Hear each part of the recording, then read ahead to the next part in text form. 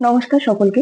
তো তোমাদের সকলেই জানো যে জেনপাস ইউজি 2025 এর নোটিফিকেশন কিন্তু বেরিয়ে গেছে, যদিও এখনো অবধি ফাইনাল ডেটের কথা এবং অনলাইন অ্যাপ্লিকেশন স্টার্ট কথা কিছুই বলা হয়নি, কিন্তু একটা টেন্টেটিভ ডেটের একটা ধারণা তোমাদের দেওয়া হয়েছে। সেটা তোমরা জেনে গেছো অলরেডি, কারণ 28 এই নোটিফিকেশনটা এসেছে।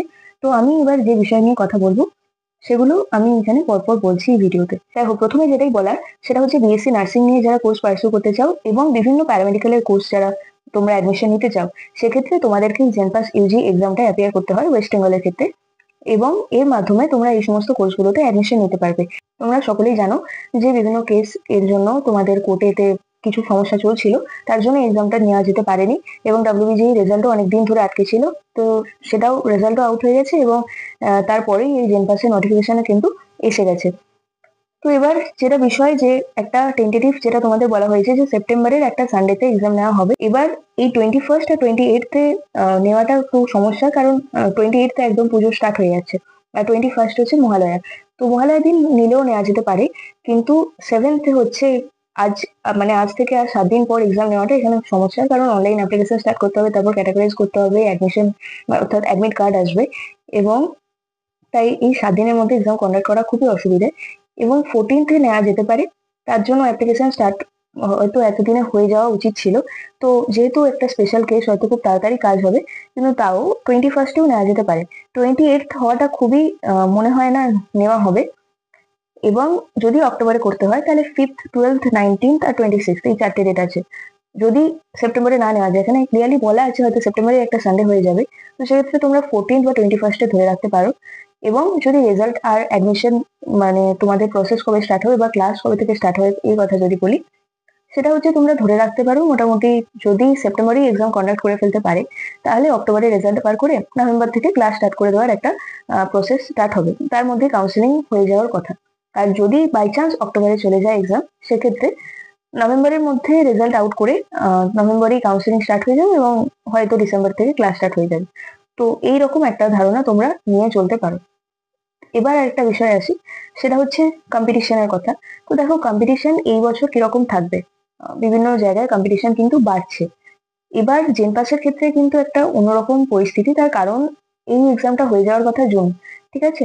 তো জুনে এক্সামটা নেওয়া যেতে পারেনি বিভিন্ন কারণ, সেদিকে আর যাচ্ছি না। এখন তোমাদের সামনে যেটা চলে এসেছে, অনেক রকম অনিশ্চয়তা পেরিয়ে এখন তোমরা এই ব্যাপারে 100% নিশ্চিত যে তোমাদের এক্সাম নেওয়া হবেই, সেপ্টেম্বরে নেওয়ার কথা। যদি বাই চান্স সেপ্টেম্বরে না হয়, সেক্ষেত্রে অক্টোবরে তোমরা একদম 100% শিওর থাকো যে এক্সাম কন্ডাক্ট করা হবেই। ক্লাস নভেম্বর ডিসেম্বর অব্দি যেতে পারে স্টার্ট হওয়ার শুরু, কিন্তু স্টার্ট হওয়ার ক্ষেত্রে কিন্তু এক্সাম তোমাদের নেওয়া হবে জেনপাস। এবার এই এক্সামে কিন্তু অনেক রকম স্টুডেন্টরা অ্যাপিয়ার করতো যদি জুন মাসে হতো। কিরকম, মানে ধরো আমিও জেনপাস এক্সাম দিয়েছিলাম এবং আমি দেখেছি মানে অনেক রকম স্টুডেন্ট, অর্থাৎ যারা মেডিকেলের জন্য যাবে তারাও এক্সাম দিত, অর্থাৎ ফর্ম ফিল আপ করে রাখতো এবং এক্সামটাও দিতে চলে যেত। আর তাছাড়া ইঞ্জিনিয়ারিং, মানে বিভিন্ন স্ট্রিম যদি তাদের ক্ষেত্রে বায়োলজি থাকতো তাহলে তারা চেষ্টা করতো, বা অন্যান্য যে কোনো স্ট্রিমে যাবে সেই দিকে কিন্তু তারা চেষ্টা করতো যে জেনপাসের ফর্মটা ফিল আপ করে রাখতে, কারণ ফর্ম ফিল আপ আগে হতো। তো সেক্ষেত্রে তারা চেষ্টা করতো যে ফর্মটা ফিল আপ করে রাখি, এক্সাম দিতে যাবে বা যাবে না, এবং মোটামুটি অনেকে এক্সামটা অ্যাপিয়ার করতো। আমিও অ্যাপিয়ার করেছিলাম। এবং এই এক্সামের ক্ষেত্রে যেটা বিষয় সেটা হচ্ছে টাইম ম্যানেজমেন্ট, ওটাই সব থেকে বড়। কারণ ফিজিক্স কেমিস্ট্রি বায়োলজি আর তোমাদের ইংলিশ থাকে এবং লজিক্যাল রিজনিং থাকে। তো সেক্ষেত্রে টোটাল 115 মার্কসের এক্সাম হয়, নেগেটিভ মার্কস থাকে, প্লাস এই 5টা সাবজেক্টের জন্য তোমার টাইম পাবে মাত্র 1 hour 30 minutes। ঠিক আছে, এবার আমি শুধু পেপার ওয়ানের কথা বলছি। তো সেক্ষেত্রে এই এতগুলো সাবজেক্ট এই কম সময়ের মধ্যে কমপ্লিট করা, তার সাথে আবার একটা সমস্যা হচ্ছে এটা ওএমআর সিটে হয়। তোমরা জানো ওএমআর ফিল আপ করাটাও একটা সময়ের সাপেক্ষ ব্যাপার, প্র্যাকটিস করতে হয়। তো সেক্ষেত্রে এই 5টা সাবজেক্ট এত কম টাইমের মধ্যে কমপ্লিট করা অনেকটা কঠিন হয়ে যায়। তাই আমি তোমাদেরকে বলছি যে এইবারে যদি কম্পিটিশনের কথা তোমরা বলো, তোমরা অনেকেই কম্পিটিশন নিয়ে ভয় পাও, তোমরা ভাবছো এখনো যে এক্সামটা দেবে না দেবে না, কারণ অনেকেই অনেক স্ট্রিমে ভর্তি হয়ে গেছে অলরেডি। তো এবারে এক্সামটা কারা কারা অ্যাপিয়ার করছে আমি সেই নিয়ে একটা ধারণা দিই। তার কারণ হচ্ছে, এটা তোমরা ক্লিয়ারলি বুঝতে পারবে যখন অনলাইন অ্যাপ্লিকেশন স্টার্ট হবে, তখন মানে কতজন অ্যাপ্লাই করলো এই নিয়ে একটা ধারণা তোমরা পেয়ে যাবে।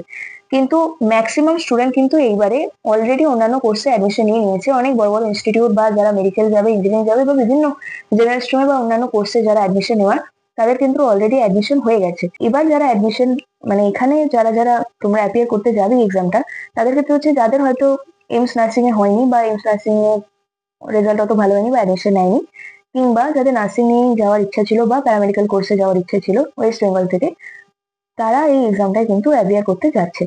হয়তো তারা অন্যান্য বিভিন্ন কলেজে জেনারেল স্ট্রিমে অ্যাডমিশন নিয়ে নিয়েছে বা অনেকে ড্রপ দিচ্ছে হয়তো সামনের বছর মেডিকেলের জন্য, তারাও কিন্তু এক্সামে অ্যাপিয়ার করবে। যদি এখানে ভালো হয়ে যায় তো তারা নার্সিং এ চলে যেতে পারে।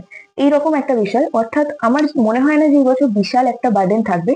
এবং এই যে অন্যান্য স্ট্রিমের স্টুডেন্টরা তো ধরো যারা মেডিকেলে অ্যাপিয়ার করবে বা এমস নার্সিং এ যাবে, তারাও কিন্তু এই জেমপাসে ঢুকে থাকতো।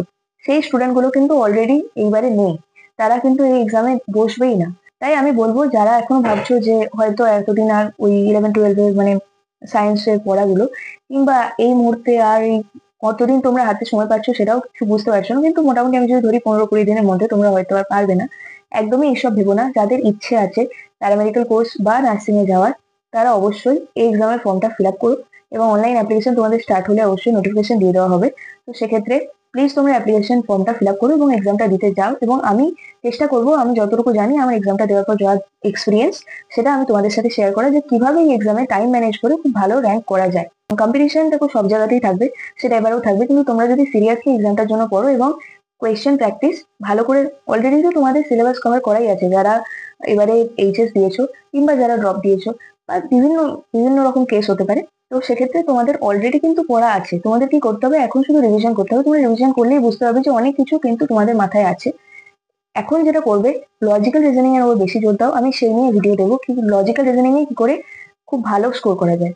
এবং 20 মার্কস থাকে লজিক্যাল রিজনিং আর ইংলিশে, ওইটাই ওই দুটো সাবজেক্টে তোমরা 20 আউট অফ 20 স্কোর করতে পারবে এবং ওইখানেই তোমাদের মার্কসটা উঠবে। ওটার কোনো আলাদা করে সিলেবাস হয় না এবং ওটাই তোমাদের মার্কসটা তুলে দেবে। Biology, chemistry, physics. এবার আমি যেটা বলবো যে যে সাবজেক্টগুলো তোমরা বেশি স্ট্রং সেগুলোর উপর আগে ফোকাস করো, সেই চ্যাপ্টারগুলো তাড়াতাড়ি কমপ্লিট করে নাও।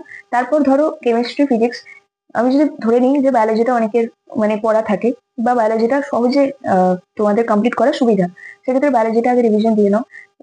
বা বায়োলজির উপর বেশি সময় দাও, তুই কেমিস্ট্রি ফিজিক্সে অল্প অল্প করে দেখতে শুরু করো, তারপর কেমিস্ট্রি কমপ্লিট করো, তারপর ফিজিক্স কমপ্লিট করো, এইভাবে চলতে পারে। এবং ফিজিক্স থেকে বিশাল কিছু এই এক্সামে যেটা হয়, খুব মানে কঠিন কোয়েশ্চেন সেরকম আসে না, easy to moderate level question আসে। এবং ফিজিক্স বা কেমিস্ট্রির ক্ষেত্রে যদি বলি, কেমিস্ট্রিতে অর্গানিক পোর্শন থেকে অনেক কোয়েশ্চেন গুলো থাকে, এবার ইয়ার ওয়াইজ কিন্তু চেঞ্জ হতে পারে, আমি বলবো না প্রতিবারই একরকম থাকে। এবার ফিজিক্সে যেটা হবে সেটা কিন্তু ফর্মুলা বেসড, মেনলি তোমরা অনেক কোয়েশ্চেনই পাবে, ঠিক আছে? তো ফিজিক্সের ফর্মুলা গুলো বারবার রিভিশন দিতে থাকো, তাহলে তোমরা এই এক্সামে কিন্তু ভালো একটা স্কোর করতে পারবে। এবং এখান থেকে তোমরা যে বিভিন্ন আমাদের ওয়েস্ট বেঙ্গলের nursing college, government nursing college এবং গভর্নমেন্ট প্যারামেডিক্যাল কোর্স, গভর্নমেন্ট কলেজে প্যারামেডিক্যাল কোর্স কিন্তু চান্স পেতে পারো।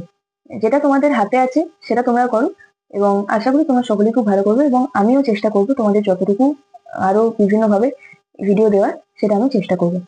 তো এটাই আমার বলার ছিল ভিডিওতে। আশা করি তোমরা সবাই বুঝতে পারলে। আমি মানে ছোট করেই বোঝানোর চেষ্টা করলাম যে কম্পিটিশন কিভাবে হবে বা রেজাল্ট বা কোর্স কবে থেকে চালু হতে পারে। তোমরা এখন যেটা করছো, যে যে ড্রপ দিচ্ছ বা যে স্ট্রিমে করছো সেটা কন্টিনিউ করো, এবং তার সাথে এখন মেন ফোকাস যাদের একদম ইচ্ছা আছে, যারা খুব সিরিয়াস কিংবা যারা এখন দোটানায় ছিলে যে আমার তো পড়া নেই আমি কি করে করবো, প্লিজ এই এক্সামটা অ্যাপিয়ার করো। তোমার যদি নাও হয় বা খারাপও হয়, এক্সামটা অ্যাপিয়ার করো। তুমি যদি সামনের বছর মেডিকেলের জন্য বা অন্যান্য এক্সামের জন্য খাটছিলে, তাও এক্সামটা অ্যাপিয়ার করো, কারণ এক্সাম দেওয়ার সাথে সাথে একটা এক্সপিরিয়েন্স হতে থাকে। সেই এক্সপিরিয়েন্সটা তোমার অন্যান্য এক্সাম মানে তোমার যে আসল লক্ষ্য যে এক্সাম, সেই এক্সাম ক্লিয়ার করতে গেলে কিন্তু অনেক কাজে লাগে। তাই এক্সামটা দাও এবং একটা এক্সপিরিয়েন্স তোমরা পাবে এবং ভালোও হবে এক্সামটা, ঠিক আছে? এই ভিডিওটা এই পর্যন্ত রাখছি, প্লিজ সকলের মধ্যে ভিডিওটা শেয়ার করে দিও। জেনপাস এই যে এক্সাম নিয়ে বললাম, এবং ভিডিওটা ভালো লাগলে প্লিজ লাইক করো, কমেন্ট করো। তোমাদের যা কিছু জানার ইচ্ছা, যদি এই বিষয় রিলেটেড আরো কোনো কিছু জানার ইচ্ছা থাকে, কোনো ডাউট থাকে, অবশ্যই এখানে কমেন্ট করো, আমি উত্তর দিয়ে দেবো। এবং ভিডিওটা সকলের মধ্যে শেয়ার করে দিও আর চ্যানেলটা প্লিজ সাবস্ক্রাইব করে দিও। ধন্যবাদ।